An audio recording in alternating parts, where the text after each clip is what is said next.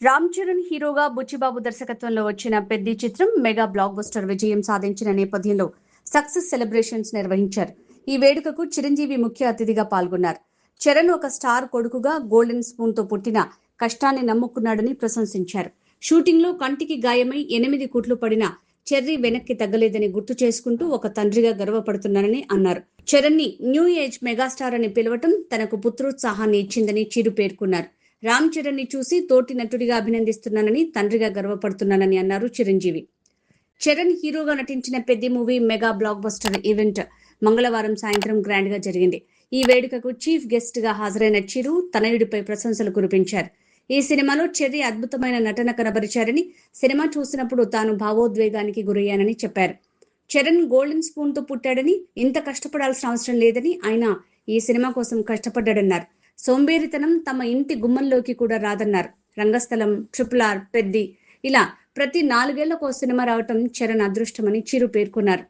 చిరంజీవి మాట్లాడుతూ, మా అభిమానుల్లో ఆనాటి నుంచి ఈనాటి వరకు క్రమశిక్షణలో ఎలాంటి మార్పు లేదు. అదే ఉత్సాహం, అదే ప్రేమతో ఆదరిస్తూ వస్తున్న అభిమానులందరికీ నా హృదయపూర్వక అభివాదాలు. నేను ఇక్కడికి ఒక అతిథిగా, ఒక సీనియర్ నటుడిగా, సినిమాపై అపారమైన ప్రేమ ఉన్న వ్యక్తిగా వచ్చాను. ఈ సినిమాను విజయవంతం చేసిన ప్రతి ప్రేక్షకుడికి, అభిమానికి, చిత్ర బృందానికి నా ధన్యవాదాలు తెలియజేస్తున్నాను. ఇలాంటి సినిమాలు రావాలి, పరిశ్రమ సుభిక్షంగా ఉండాలి, థియేటర్లు కళకళలాడాలి.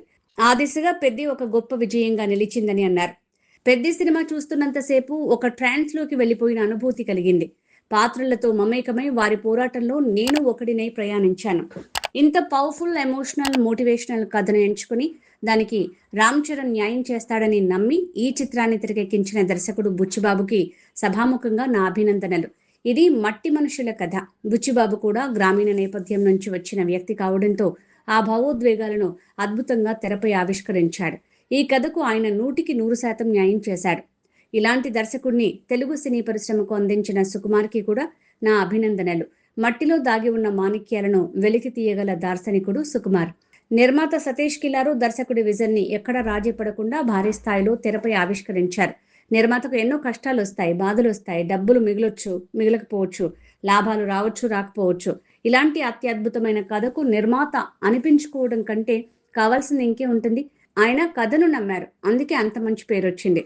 ఒక తోటి నటుడిగా, పరిశ్రమలో సీనియర్ యాక్టర్ గా చెప్పాలంటే action, dance, emotions, intensity, involvement ఒక నటుడికి అవసరమైన అన్ని కోణాల్లో పరిపక్వత సాధించి దానిని 100% తెరపై చూపించిన రామ్ చరణ్ ని మనస్ఫూర్తిగా అభినందిస్తున్నానని, ఒక తండ్రిగా గర్వపడుతున్నానని అన్నారు.